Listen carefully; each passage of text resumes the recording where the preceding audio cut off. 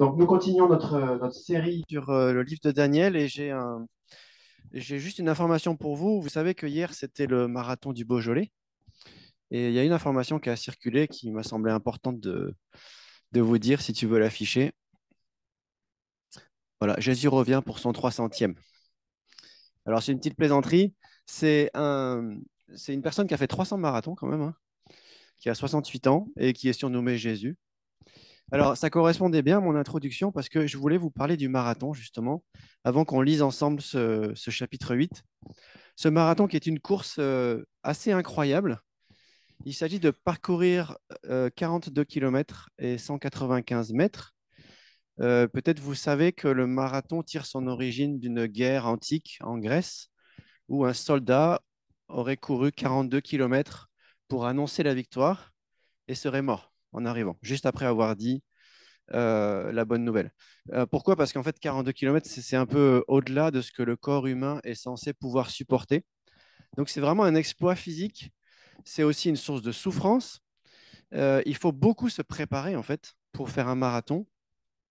Mon papa en a fait un une fois et je l'ai appelé pour lui demander un renseignement parce qu'il me semblait qu'il y avait quelque chose de particulier dans le marathon à un moment donné.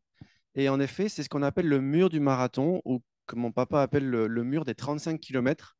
C'est à un moment donné où le corps, il dit, moi, je peux plus. Je n'irai pas plus loin. Et c'est une souffrance terrible et il faut tout finir la course uniquement au mental en disant, je vais faire un pas de plus et tenir jusqu'au bout. Et ça a un rapport, je trouve, avec le chapitre qu'on va lire maintenant, parce que si le marathonien n'est pas au courant de ce moment-là, il ne va pas pouvoir continuer, il va abandonner. Mais s'il est au courant qu'il y a un moment vraiment horrible, il va pouvoir s'y préparer et il va pouvoir aller jusqu'au bout.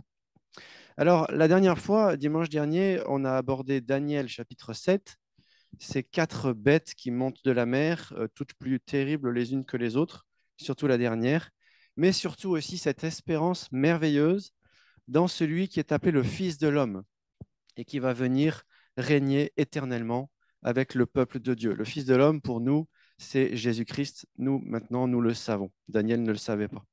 Et ce chapitre de Daniel 7 sonne un petit peu comme préparons-nous à des moments difficiles parce que la quatrième bête est une bête qui va opprimer le peuple de Dieu. Et le chapitre 8 va aller plus loin dans ce sens et va nous emmener dans une sorte de zoom, dans une sorte de focus à l'intérieur de la vision du chapitre 7, mais sous une autre forme. Alors, on va lire maintenant donc Daniel chapitre 8.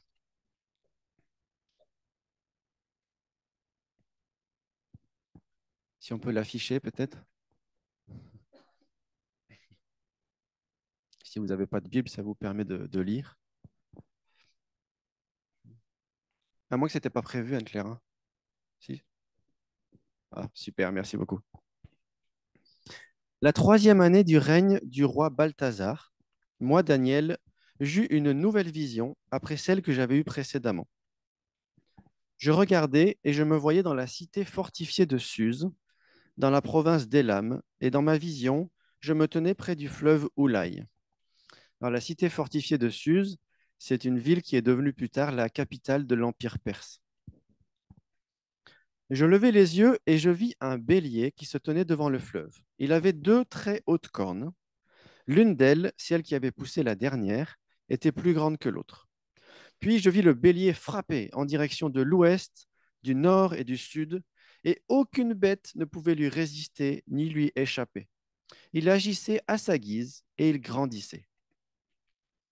Tandis que je réfléchissais, je vis un bouc arriver de l'Occident, c'est-à-dire de l'ouest.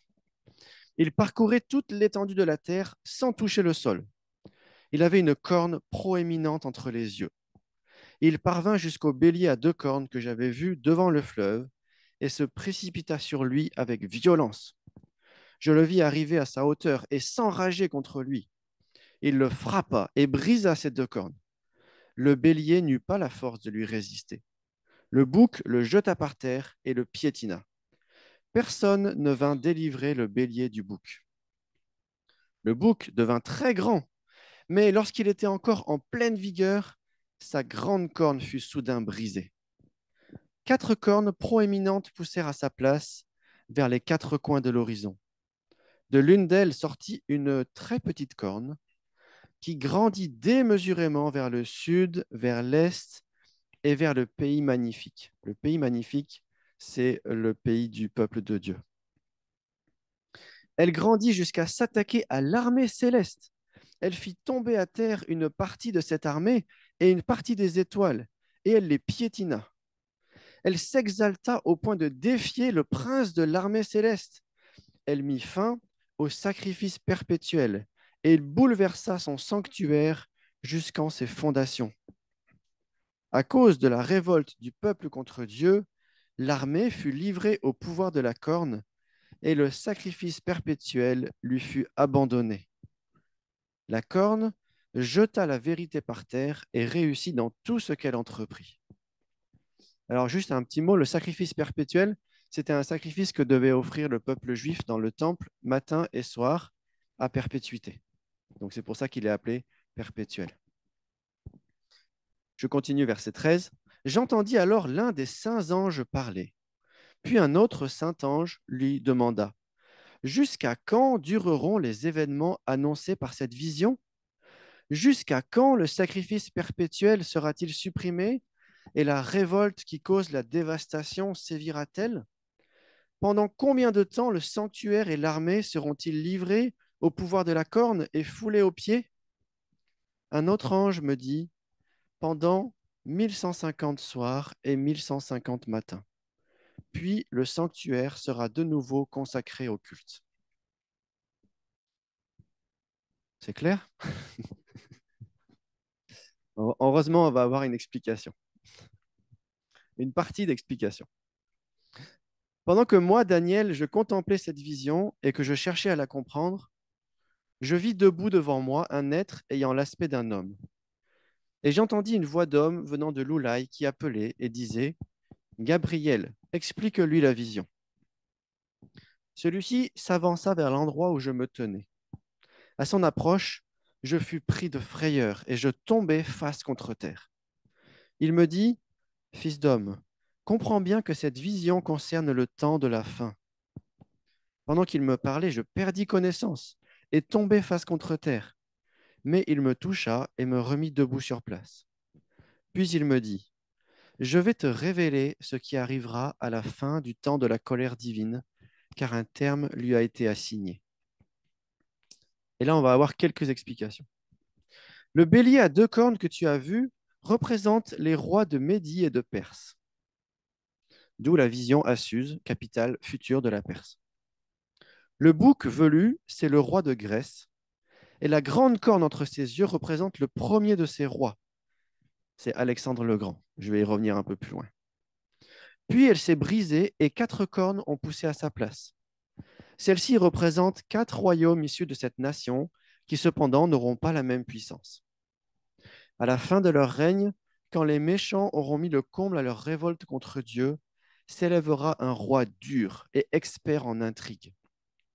Sa puissance ira en croissant, mais non par sa propre force. Il causera d'incroyables ravages et réussira dans tout ce qu'il entreprendra. Il exterminera de puissants adversaires et décimera les membres du peuple saint. Grâce à son habileté, il réussira à tromper beaucoup de gens. L'orgueil remplira son cœur. Il fera périr bien des hommes qui vivaient en paix.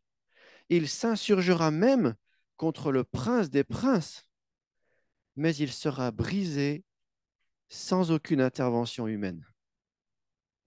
Ce qui t'a été annoncé dans la vision des soirs et des matins est parfaitement vrai, mais tiens-la secrète, car elle concerne une époque très lointaine. Là-dessus, moi, Daniel, je fus complètement épuisé et malade pendant plusieurs jours. Après cela, je me relevai et je retournai m'occuper des affaires du roi. Je demeurai frappé de stupeur par cette vision que je ne parvenais pas à comprendre.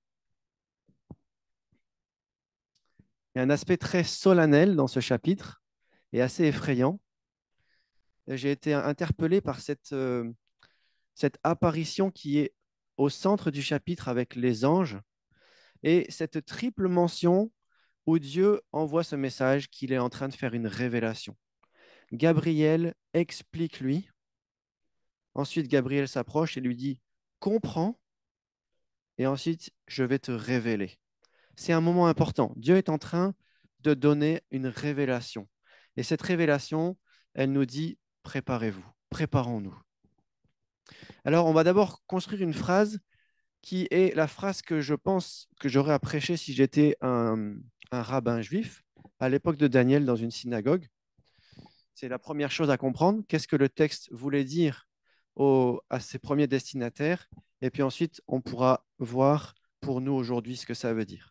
Alors, cette phrase à retenir euh, pour un juif, ça pourrait être celle-ci. Préparons-nous à des périodes horribles dont le seul réconfort sera dans la perspective de la fin.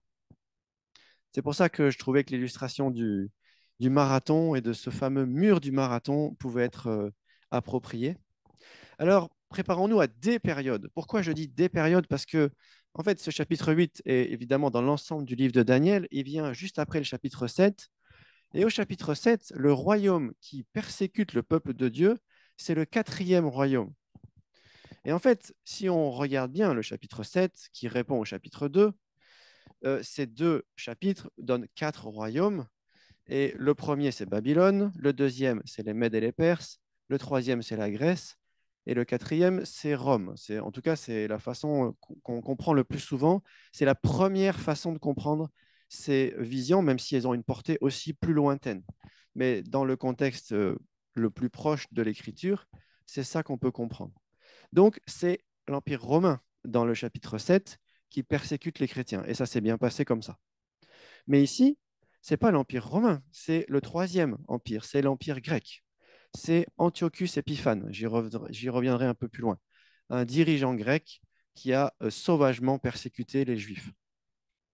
Donc il y aura plusieurs périodes horribles. Ce sont des périodes, ce n'est pas juste un tout petit moment de quelques jours. Au chapitre 7, c'est un temps, 2 temps et la moitié d'un temps. Habituellement, on comprend que ça voudrait dire 3 ans et demi ou 3 périodes et demie. Ici, on a l'expression, dans l'original, c'est 2300 soirs et matins. Alors, il y a un petit doute, est-ce que c'est 1150 soirs et 1150 matins, donc ça fait 1150 jours, ou est-ce que c'est 2300 jours? Bon, là, il y a un débat. Mais même si c'est 1150 jours, c'est 3 ans et 2 mois. Ce n'est pas 3 ans et demi. Ce n'est pas la même chose. Et si c'est 2300 jours, ben, c'est 6 ans et 4 mois. Donc, ce n'est pas la même chose que la période décrite au chapitre 7. C'est autre chose. Et c'est aussi une période quand même assez longue, 3 ans, plus de 3 ans. Il y aura plusieurs périodes horribles. Elles seront vraiment horribles. Vous avez vu ce qui est dit de cette corne qui grandit et qui s'élève avec arrogance. C'est un oppresseur stupéfiant. Euh, Sa réussite est incroyable, elle est presque miraculeuse. Il a une arrogance et une violence qui semblent ne pas avoir de limite. Et il est l'auteur d'une persécution absolument abominable.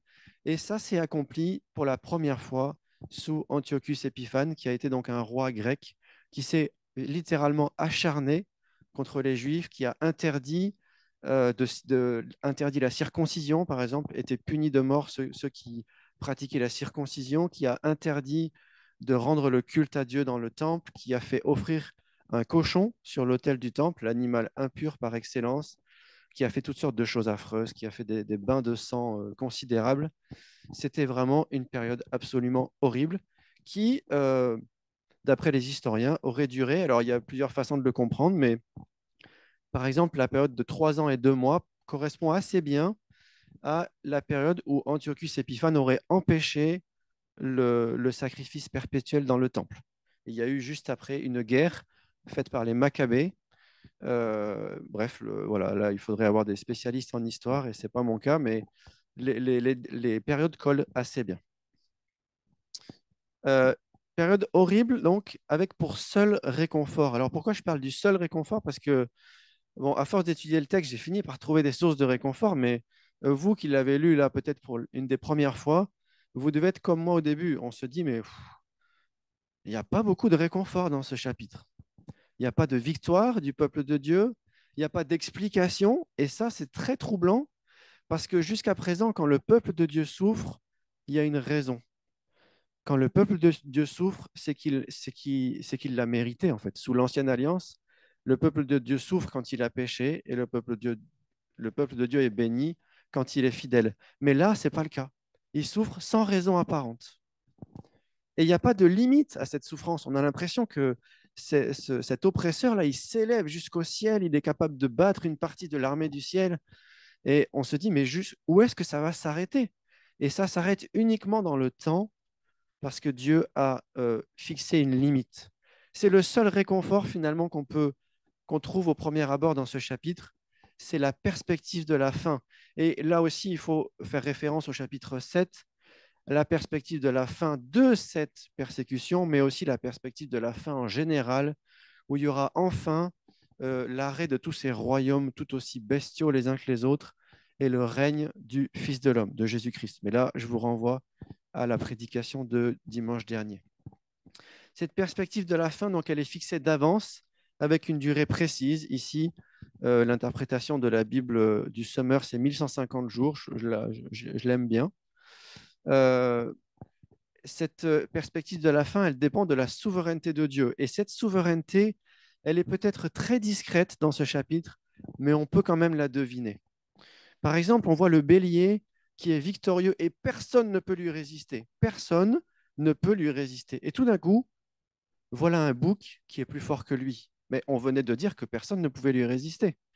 Seulement dans Daniel, on voit que Dieu est celui qui décide qui est le roi. C'est Dieu qui élève et c'est Dieu qui abaisse. Et on voit qu'en fait, on peut comprendre que dans ce chapitre 8, là aussi, les temps sont dans la main de Dieu. La durée, on vient de le voir, est précisée par Dieu. C'est Dieu qui décide combien de temps durera cette terrible persécution. Et puis, il y a une petite expression que j'ai bien aimée au verset 25. Il sera brisé sans aucune intervention humaine. En fait, c'est une référence qu'on avait déjà entendue dans Daniel au chapitre 2, dans la grande statue, quand il y a une pierre qui tombe de la montagne sans aucune intervention humaine et qui vient frapper la base de la statue et la réduire en poussière. Là aussi, c'est la souveraineté de Dieu. C'est Dieu qui décide quand cette période va s'arrêter. Heureusement qu'il y a ce petit réconfort. Mais pour les Juifs, il faut admettre qu'il y avait de quoi rester épuisé et malade pendant plusieurs jours, comme l'a été Daniel. Donc, pour le peuple juif de cette époque, préparons-nous à des périodes horribles dont le seul réconfort sera la perspective de la fin. Et il est vrai que le peuple juif a été affreusement persécuté au cours de l'histoire. Et le premier à le faire de façon systématique et acharnée, c'est Antiochus Épiphane. C'est lui qui est un peu l'archétype du persécuteur pour le peuple de Dieu. Mais il y en a eu d'autres, bien sûr. Vous connaissez Hitler et le régime nazi. Et je suis encore pas bon en histoire, mais il y en a eu d'autres à plusieurs périodes et à plusieurs endroits. Alors, heureusement qu'il y a cette perspective du règne du Fils de l'homme, celui que nous connaissons maintenant comme Jésus-Christ. Et ça nous amène maintenant à nous, ici et maintenant, en quoi ce chapitre peut nous concerner. Et en Jésus-Christ, en fait, le Nouveau Testament nous amène toujours dans cette même perspective de l'appel à persévérer au travers de souffrances. Et donc, je vais juste reformuler ma phrase clé, un peu plus simple, mais toujours un peu la même. Préparons-nous à des périodes horribles en comptant sur Jésus-Christ. Le peuple de Dieu, ici dans Daniel, est préparé peu à peu, au chapitre 7, au chapitre 8 et encore au chapitre suivant, à des souffrances, avant la gloire et la victoire finale. C'était important pour ce peuple parce qu'en fait, la déportation avait été prédite par les prophètes, mais ces mêmes prophètes avaient prédit qu'après la déportation, il y aurait la restauration, la victoire et la gloire. Et ici, le livre de Daniel leur dit, c'est un tout petit peu plus compliqué. Entre la déportation et la victoire finale, il y aura des moments encore difficiles. En fait, ça nous amène à dire que la victoire finale n'était pas pour le peuple juif. Ils étaient en Jésus-Christ. Ils étaient pour le peuple de Dieu en Jésus-Christ. Et donc, juste pour dire que Daniel, dans ces chapitres, commence à préparer, dans Daniel, Dieu commence à préparer son peuple à des souffrances avant la gloire et la victoire finale. Et celui qui est le représentant du peuple de Dieu, celui qui a concentré en lui-même toutes les souffrances avant la gloire et la victoire finale, c'est Jésus-Christ. C'est lui qui, dans son agonie, dans son arrestation, dans son abandon, dans les maltraitances qu'il a subies, dans le procès injuste qu'il a subi, dans le supplice qu'il a enduré, dans la mort qu'il a vécue, c'est lui qui concentre en lui-même toutes ces perspectives aussi de souffrance qui précèdent la résurrection, l'ascension, le début de son règne au ciel, son retour, sa victoire finale, la restauration de toutes choses et le règne éternel dans la gloire. C'est en Jésus-Christ que se concentrent ces notions de souffrance qui précèdent la victoire et la gloire. Mais à la suite de Jésus-Christ, l'Église et chaque disciple de Jésus-Christ à sa manière est appelé à passer par ce chemin de souffrance qui précède la gloire et la victoire. Je vous cite 3 versets dans 3 auteurs différents du Nouveau Testament. Le premier, c'est dans la bouche du Seigneur Jésus lui-même. Jean chapitre 16. Il fallait que je vous dise cela pour que vous trouviez la paix en moi. Dans le monde, vous aurez à souffrir bien des afflictions, mais courage, moi, j'ai vaincu le monde. Dans la bouche de Paul et Barnabas, acte 14. Paul et Barnabas fortifiaient les disciples et les encourageaient à demeurer fermes dans la foi. Car, leur disait-il, c'est au travers de beaucoup de souffrances qu'il nous faut entrer dans le royaume de Dieu. Dans la bouche de l'apôtre Pierre, 1 Pierre 4.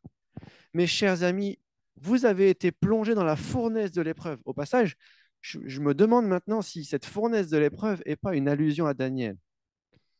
N'en soyez pas surpris comme s'il vous arrivait quelque chose d'anormal.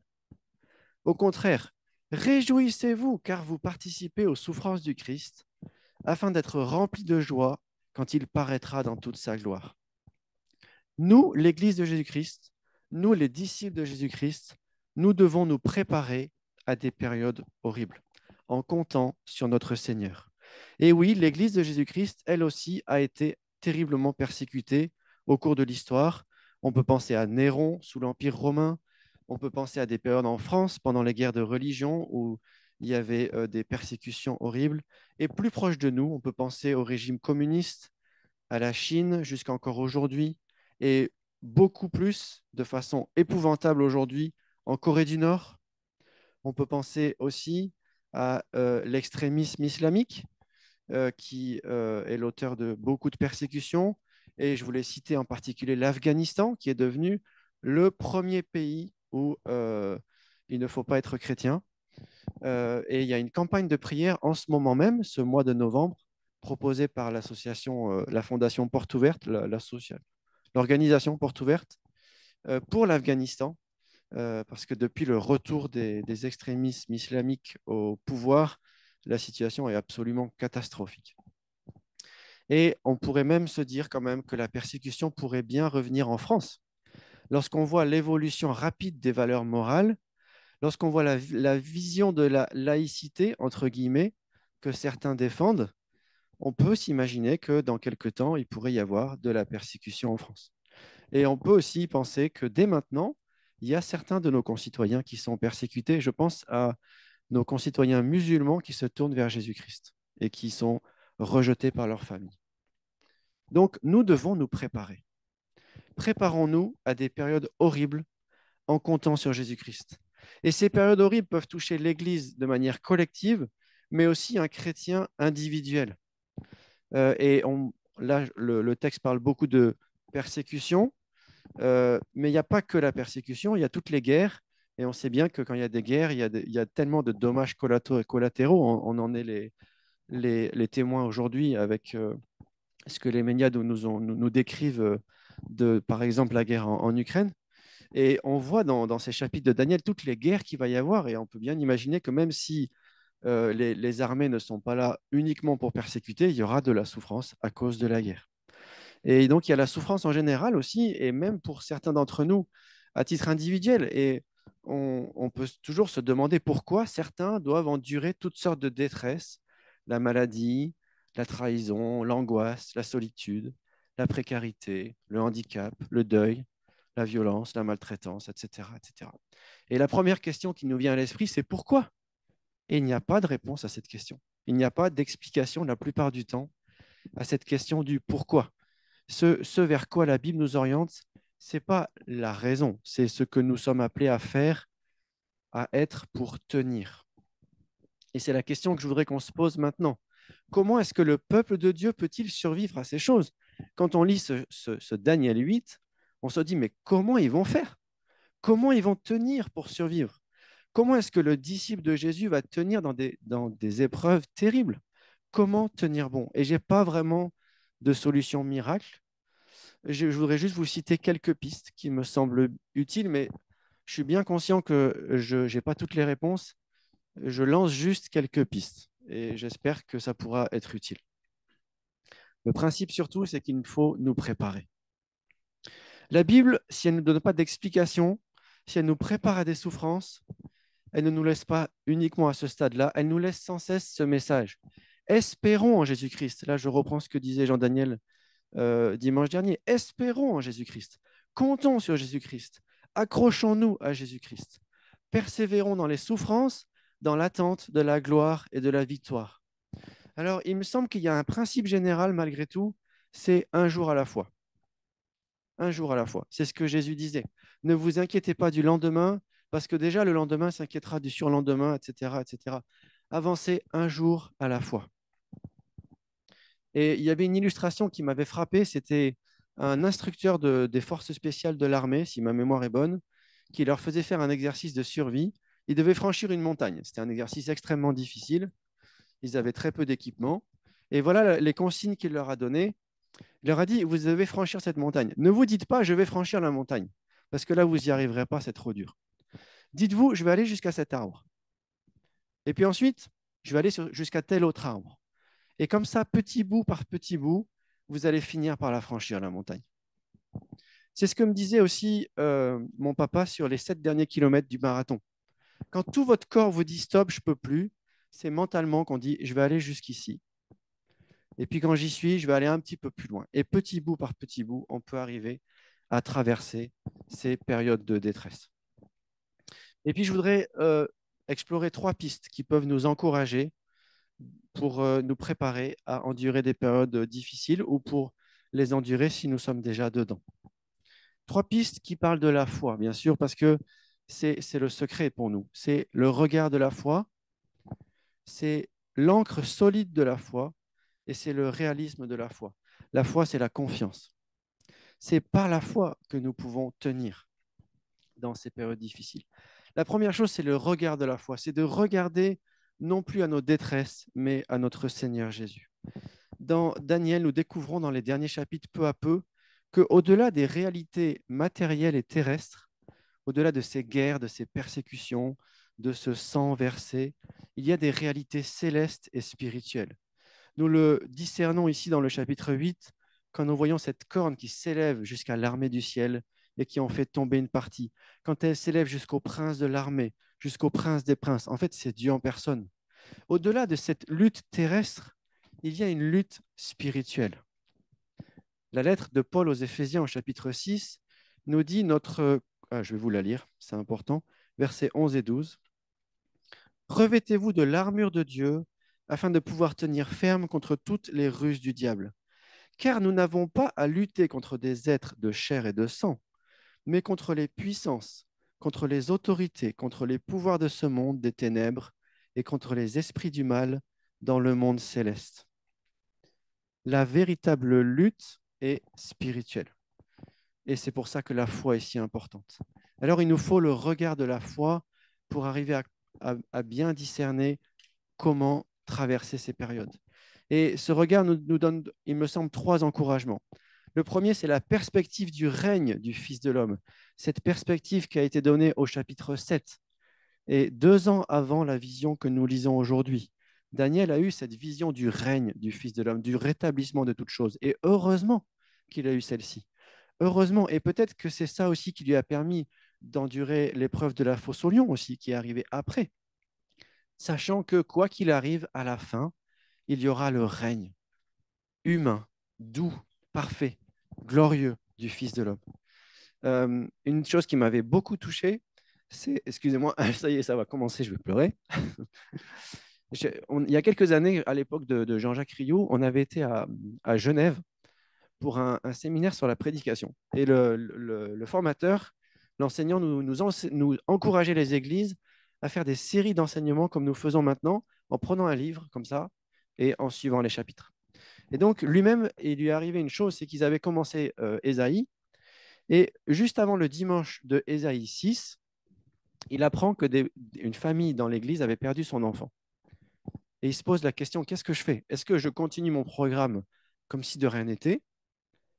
Est-ce que ça va leur faire de la peine qu'on continue comme si de rien n'était? Ou est-ce que j'essaie de faire un message spécial pour cet événement? Et Ésaïe 6, c'est le chapitre qui parle de Dieu dans sa gloire, dans son temple. C'est l'apparition de Dieu à Ésaïe en gloire. Et puis finalement, il a dit, bah, je vais faire confiance à Dieu qui nous a conduits jusqu'à présent. Je vais prêcher sur Ésaïe 6. Et plusieurs mois plus tard, les parents lui ont dit, ce qui nous a aidé à tenir, c'est la vision de Dieu dans sa gloire.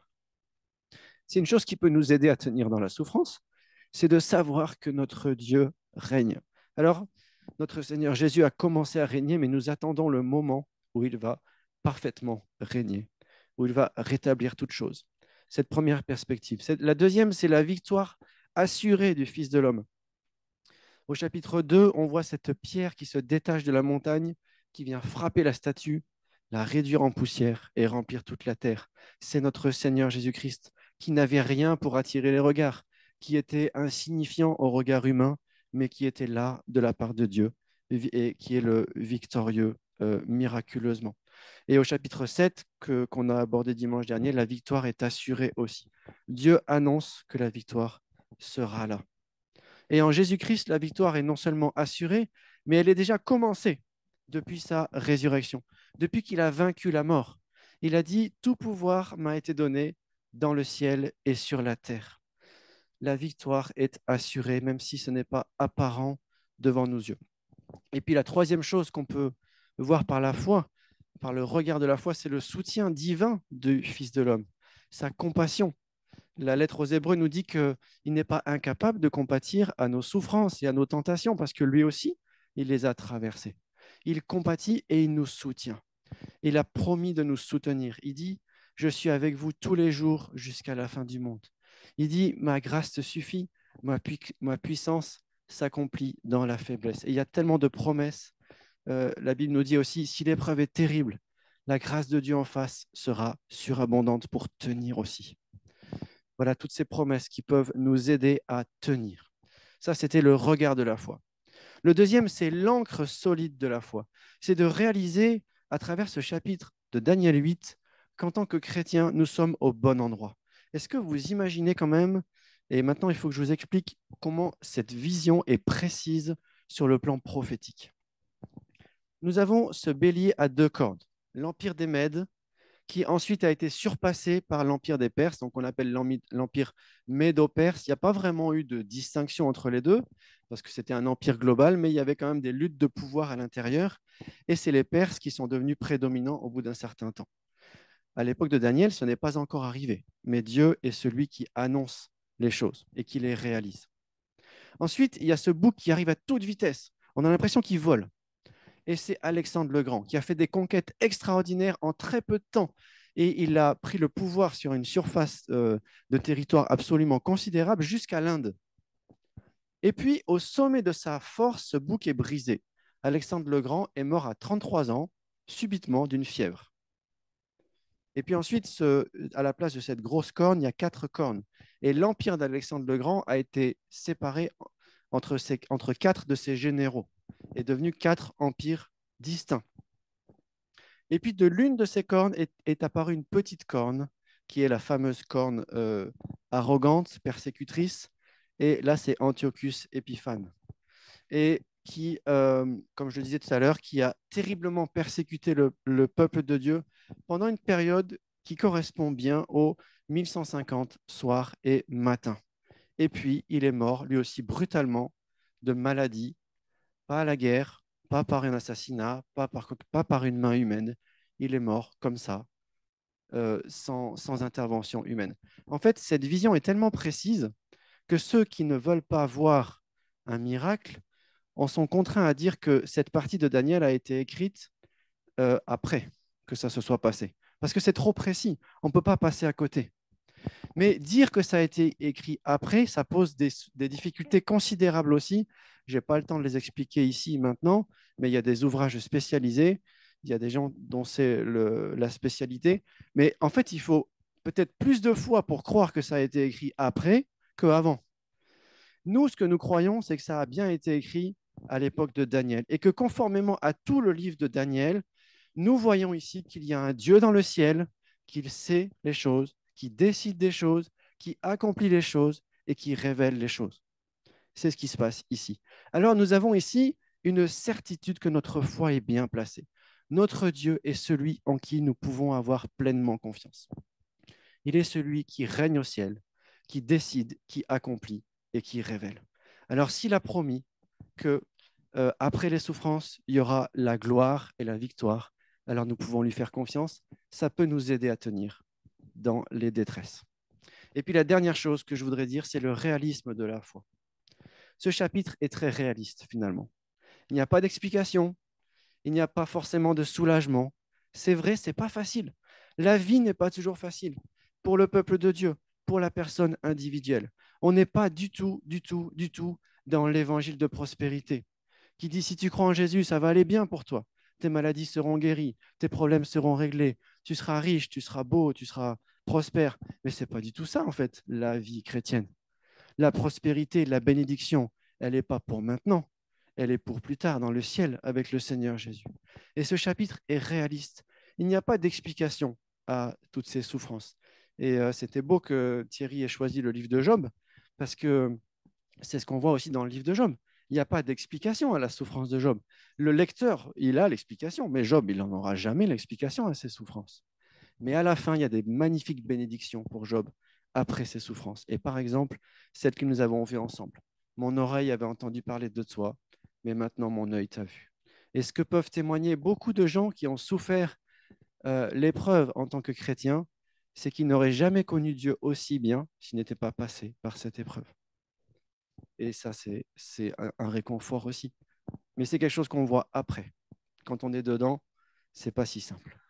Il y a peut-être une dernière illustration qui peut encourager, qui est aussi une illustration biblique, c'est celle de l'accouchement. On dit que les douleurs de l'accouchement sont les douleurs maximales que le corps humain peut supporter. Et si une femme n'est pas au courant que ça va être douloureux, ça va être terrible pour elle. Heureusement que les femmes sont au courant que accoucher, ça fait extrêmement mal. Et aussi qu'elles savent que ça vaut la peine parce qu'après, il y aura la naissance du bébé. Et c'est un peu ça. Il y aura des souffrances terribles, mais elles en valent la peine parce qu'après, il y aura la victoire, il y aura la gloire et la restauration. Alors en conclusion, ce que je voudrais vous dire, c'est que ce n'est pas la veille du marathon qu'il faut commencer à s'entraîner, c'est bien longtemps avant. Et pour nous, c'est maintenant qu'il faut commencer à nous préparer à vivre des moments difficiles. On ne sait pas si la persécution reviendra en France, et si elle doit revenir, on ne sait pas quand. Mais il y a une chose que Porte Ouverte a observé, c'est que dans les lieux où l'Église ne s'était pas préparée, ça a été beaucoup plus difficile. Quand l'Église a pu l'anticiper et commencer à se préparer, alors elle a pu tenir beaucoup plus facilement face à la persécution. On ne sait pas quand la souffrance va nous arriver, quand la maladie va tomber, quand les mauvaises nouvelles vont arriver, mais préparons-nous. Parce que si nous sommes préparés, alors nous pourrons plus facilement traverser ces difficultés. Si nous sommes déjà dans des grandes détresses, alors accrochons-nous, persévérons, comptons sur Jésus-Christ, demandons le soutien des frères et sœurs. Et si ce n'est pas le cas, commençons dès maintenant à compter sur Jésus-Christ dans les bons comme dans les mauvais jours.